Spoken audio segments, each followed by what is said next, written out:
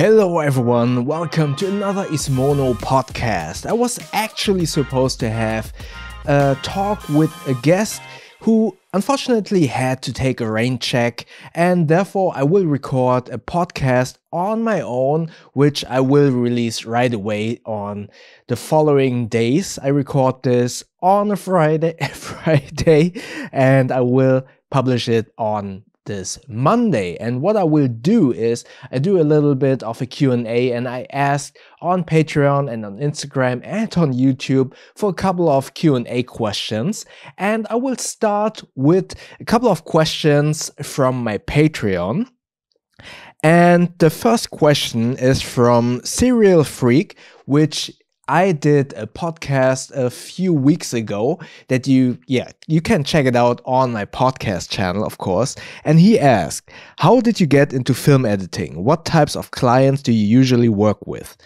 I got into film editing. I started an internship at a film production company. I actually didn't really know where my life is heading to back then when I was younger.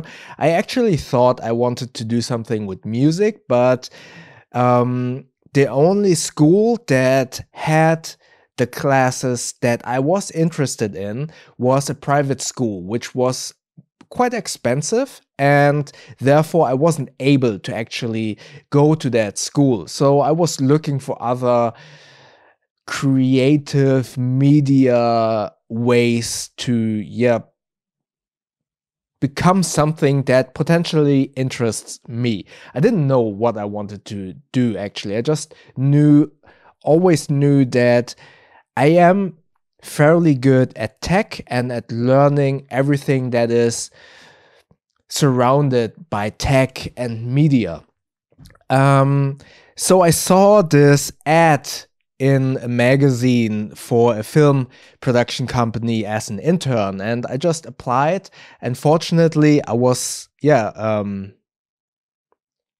not sure what the right word is, but I was hired as an intern in that film production company. I started as an assistant, as a producer assistant, and then I became, because I was so good with computers and tech, I became the assistant of the IT manager and assistant to the person that edited all of the showreels. Showreels are basically just videos, let's simplify it like that, videos where you see a lot of clips or ads from a director or films from a director, that showreel, there's this video that was back then on tape that you send over to a client or to an advertising agency to basically showcase that director and his or her work. And back then you basically needed to edit all of those films onto that videotape, which was back then a U-matic or a Beta SP, and you edited everything on this table that was linear editing, which means right now you can take a video clip and then cut it in between, put something in the middle, and continue like that, or push Apple or Command Z to redo or undo whatever you did. Back then you couldn't do that. You had to linearly excuse me. You had to linearly edit all of those clips back to back to back to back. And if you did a mistake, you had to completely start all over again. And that's how I started editing the first videotapes. Not really clips or anything. Then came Final Cut. I think it was Final Cut 5 or something. So really old, and I learned on that, then on Avid. And more I got interested in editing, but also in directing and filmmaking overall. And I didn't really know where I wanted to head in which direction. But editing was the easiest, because back then film cameras were very difficult to get by, and very expensive. Then being a director is also very difficult. So yeah, I kept doing editing, but I also started to do a lot of photo shootings. The first DSLR came out that actually was able to shoot video. Many people thought that, or think that it was Canon, but it was actually Nikon who did the first DSLR that was able to record video. That was the D5100 and the D90. That were the two cameras. The competition from Canon was the Rebel series back then, but the Rebel wasn't able to record video. So because I saw all of that, I really like to shoot with DSLRs, and then fortunately enough, I started with Fuji, then with Nikon, and Nikon had the video mode, and I started making video films. And yeah, so that way it progressed more and more into me becoming an editor. And that's, yeah, over 20 years ago. Right now it's 23 years ago. And now I am 15 years being a freelance film editor. And the second part of the question is, what are my clients? I have a lot of clients in the fashion industry. I also do a lot of cars, but not that much anymore. What else? What are all other clients? I did one for Miele last year, a big campaign for Miele. Then for a soda drink that I can't disclose at the moment, that will be a global ad coming out, I think, in April. Yeah, so those are predominantly my advertising clients that I added. So the next question is from Aaron Radcliffe from Nomads Nation. Not sure if you covered this before, but how did you get started with Carryology? This is a story that I tell a lot, but I always like to retell it actually. My first, let's say, no, that's not right. My first backpack was a very cheap, the backpack that I was interested in and that I intentionally bought because I liked the styling, was a cheap military styled backpack. And back then I carried around an Apple PowerBook, which I saved so long for that computer, and that computer was in that backpack. And I was actually I was at the office. The office fortunately had carpeted floors. I was swinging that backpack onto my shoulders, and the shoulder strap, it tore apart and sent the bag flying to the ground. I'm 100 centimeters. I'm 170 centimeters tall, so I would say from about a height of 150 centimeters. So it was right at the swing, and then it fell to the ground. Fortunately, again, it was carpeted floor, and the PowerBook only got dented at the corner. It still worked fine, but wow, that gave me a scare you can't imagine. I was very young, and I didn't earn that much money, and I saved up so much money for that PowerBook, and yeah, that was scary. So I thought, okay, I need to get a proper backpack. And I saw so many on Tumblr and what else? On other blogs. I saw Gora quite a lot, but it was so expensive with international shipping. Just international shipping alone was 80 euros, and then you had to factor in custom fees. So I thought, okay, I can't afford that bag. And I looked around which brands in that kind of styling were available in Europe or in Germany. And I found 511 and, what's the name? Triple Aught Design, the Fastpack Lite.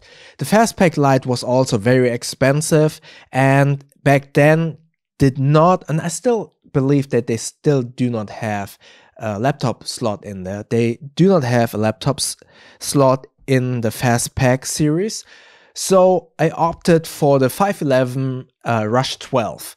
I bought that one. It only, in air quotation marks, only cost 99 euros, which back then for me, I was uninformed, right? I was not in the bag enthusiast world yet.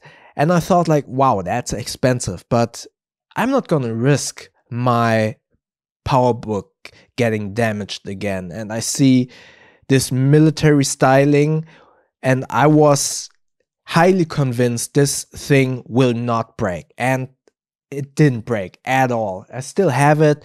I still use it. No, that's not right. I have used it. I have too many bags. All bags are in rotation, but I am fairly confident that that bag will hold up a lifetime. I bought that one. I used it for a year, and I was very aware of the fact that buying these kinds of bags, investing that kind of money is worth it. And I've seen the build quality and the usability of that bag, but I've also seen, all of that moly, it looks so military. It felt out of place in an office environment. And therefore, I thought like, I want something military, but I want also something that doesn't attract too much attention due to all of the moly. So I was like, okay, I don't care. I'm gonna buy that GoRuck GR0. Fortunately, I found a friend who also wanted to buy something from GoRuck, and we were able to split at least the shipping fees, right? I bought that one, and I thought, okay, with that money that I spent for that bag, let's do something about it. Also, before I bought it, I was looking for a lot of reviews. Obviously, I wanted to be 100% sure that when I spent that much money, I would not buy something that is not great. So I was looking for reviews. I was able to find a lot of reviews, but I couldn't find a review that was very visually appealing or wasn't like 30 minutes long, because back then most of the reviews were like, okay, here's the backpack, I put it on my table, I have the camera here, and then I'm just talking for 30 minutes straight. So I wasn't able to find a video review that was appealing and entertaining to me. And I thought, okay, all of these people tell me that the bag is good, I believe them, but let me do my own spin on that. And I recorded that video, my infamous GR0 video that started it all. And someone from Carryology saw that video and was contacting me and said, hey, do you want to do some more videos? Can we post that video on Carryology.com? And I was like, sure. And from there, they started to get in contact with brands who then sent over those bags to Germany for me to check out and to review. And yeah, that's how I started as a contributor for Carryology.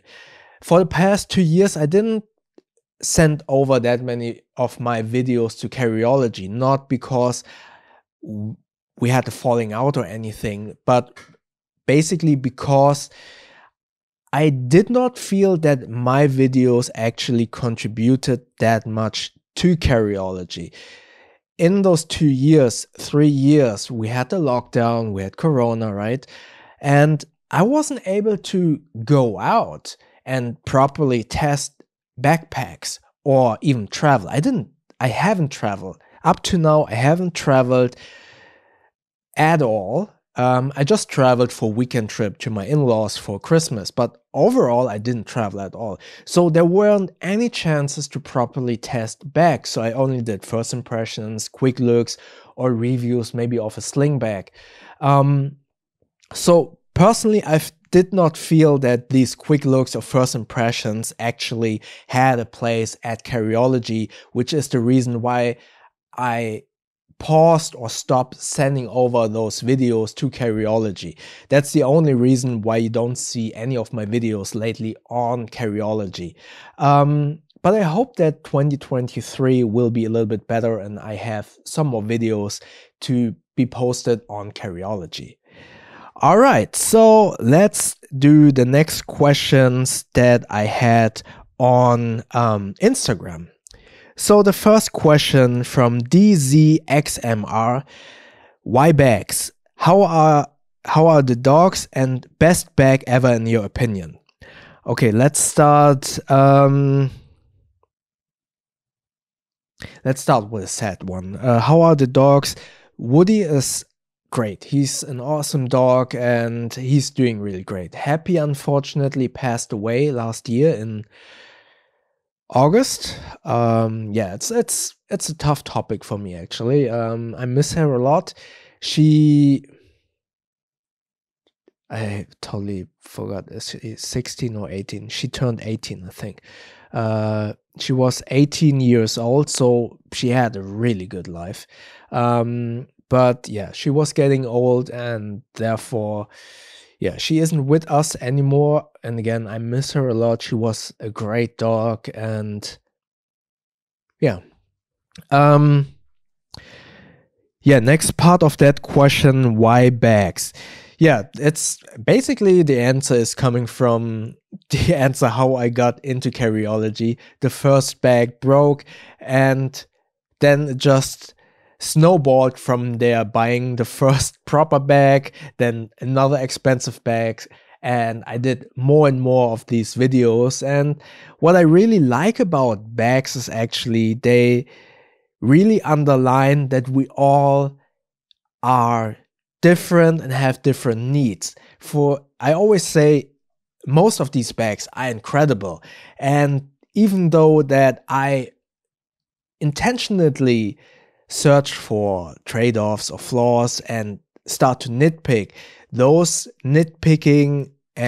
nitpicking and those flaws and trade-offs apply to me, to my personal needs. A different person has completely different needs, has a different body height, body frame, and therefore that bag might be not suited for that person. And that just underlines that we are all so different, and bags just show that this bag might be great for that person, but not great for this person. So that's why I find bags so interesting. Let me just grab a drink. Then what was the next part? Best bag in your opinion? Oh, that's so difficult. I mean, I'm just going to skip that question because there's so many good bags. All right, the next question from Steven, also one of my Patreons, but oh no, my monitor turned off. One of my Patreons, but he posted that question on Instagram.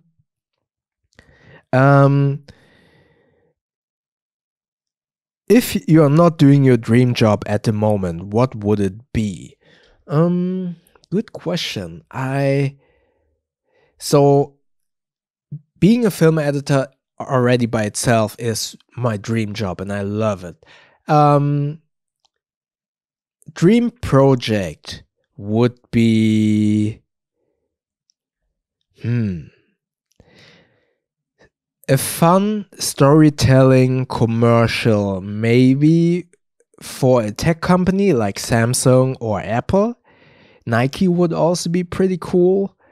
Yeah, a big brand or a fashion. I really like fashion because you can get really creative, and yeah, any big fashion, Levi's. Oh, that would be cool. Levi's, having a Levi's commercial on my reel would be cool.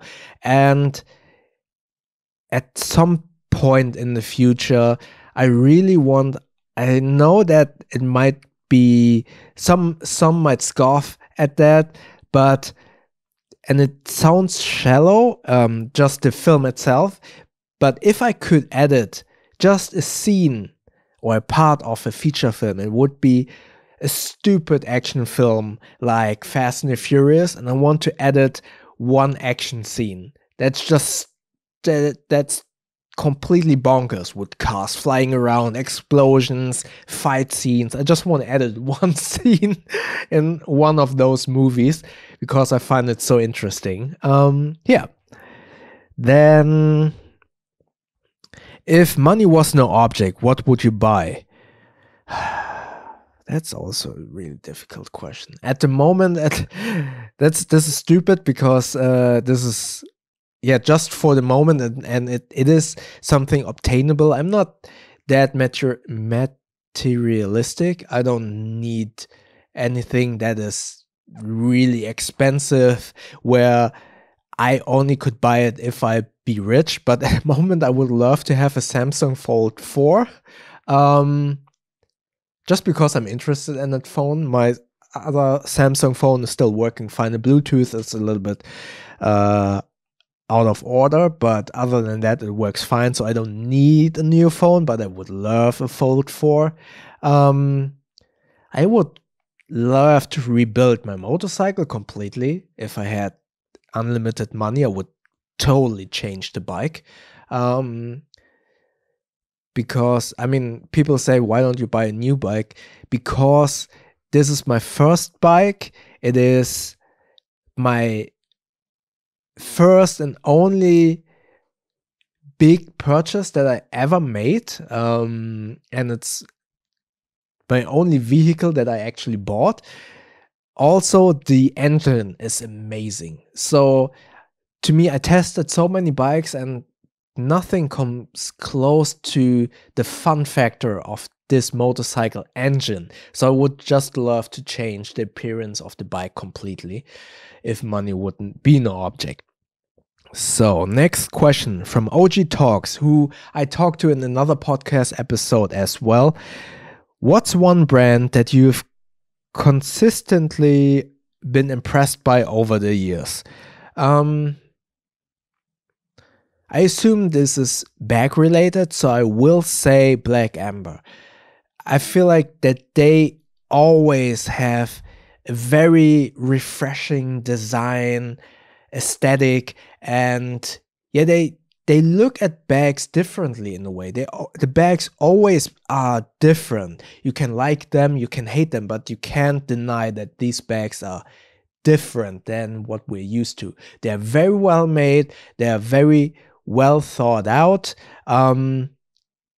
Yeah, I like what they're doing. Obviously, if some of you watched my TKS review, there are bags that don't work for me. The TKS Sling, yeah, it didn't work for my personal use case, but it's still a great bag. It looks great, it is well made, and the features are so refreshing and different. That's why I think Black Amber is one of the most interesting brands that I can think of. So, and the next questions are from YouTube, the last two. Where are they? So, from William, what is one thing you think bag makers could generally do better? Good question. Choosing the right Fitlocks for the right purpose. Yeah, I have this video on my channel. I don't like Fitlocks, that's what it's called. And I feel brands really choose a lot of Fitlock types just because they are, let's say, a novelty. They are cool. It's awesome to fidget around with them. You like the mechanism is cool. But for instance, in a sling where one shoulder strap is holding this very important bag that probably carries your wallet, your phone, your keys, is held close by a fitlock that can easily be accidentally opened just by bumping against it. And I'd wish that brands would choose the proper hardware more carefully in specific items, or for instance sternum straps. There are sometimes, I don't know a good example yet, but there are some sternum straps that are attached to the rail system on the shoulder strap, that they sometimes detach. They have this really cool it's like rail, and then they are hooked to this rail with this kind of reminds me, do you know those the hands of Lego figures? It's kind of like that, and then they clamp against this rail of the shoulder straps, and they detach quite easily, and then you lose your sternum strap. And yeah, I feel like I understand that there are sometimes you want to have a cool design, you want to have a cool piece of hardware on your bag, but yeah, I think sometimes the brand needs to choose the proper hardware more carefully, especially when it comes down to Fitlocks. V-buckle style Fitlocks for me are the best. They don't detach that easily by themselves, but still have this cool self-closing magnetic mechanism. And yeah, that's why I really like those Fitlocks. But then there are so many other Fitlocks. Yeah, they just open up too easily. And yeah, I don't really like that. The next question is from Ryan. If I remember correctly, you have some interest in firearms. Do you incorporate that into your EDC? And if so, what kind of gear do you use? Unfortunately, I have to say you remembered incorrectly. I don't, what did you say? I am not interested in firearms specifically. I think I don't mind firearms. I think they are interesting, but I don't own a firearm, especially due to the laws in Germany. I'm not interested in owning a firearm. I am heavily invested in martial arts, so I am a very big advocate of being able to protect yourself, to defend yourself, I always say you need to run, but there will be situations, and I have come across those situations, unfortunately, when I was younger and I wasn't able to do martial arts, where you will be beaten up. I've had that happen to me 1.5 times, and I say half time because I just got hit and I was able to run away. So I always say run away, but there will be times where you have to defend yourself. And yeah, I am always saying I am an advocate of being able to defend yourself. That being said, I don't personally, for me personally, I don't think a firearm is the right solution, because I think that's also something I'm not sure about. That's a very ethical and philosophical question. I'm not sure if I could live with myself if I would use a firearm in defense and hurt or kill someone. Yeah, that's very philosophical, and that's just me. I'm not sure if I could handle that. Or I'm pretty sure I couldn't handle that.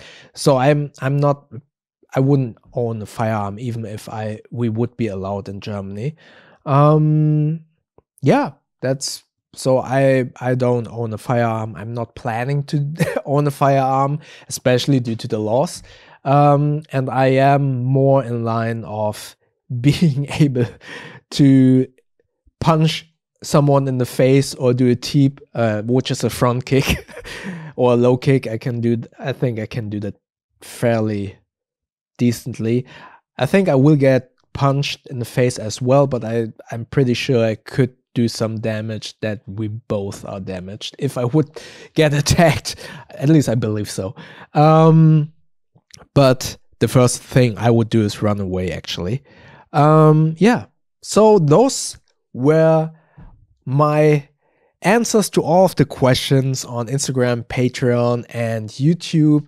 And thanks everyone for submitting the questions. I'm actually now about to go to a podcast with Jet from Perfect Pack and talk to him a little bit about other stuff. And that episode will be first on Patreon. And in a couple of weeks, you will hear that episode here on the YouTube channel. And no, not on the YouTube channel. The video versions usually are only Patreon only, but you will hear that episode for free on my podcast channel in the future. All right, thank you so much everyone for listening, and stay safe and healthy everyone. Thank you very much.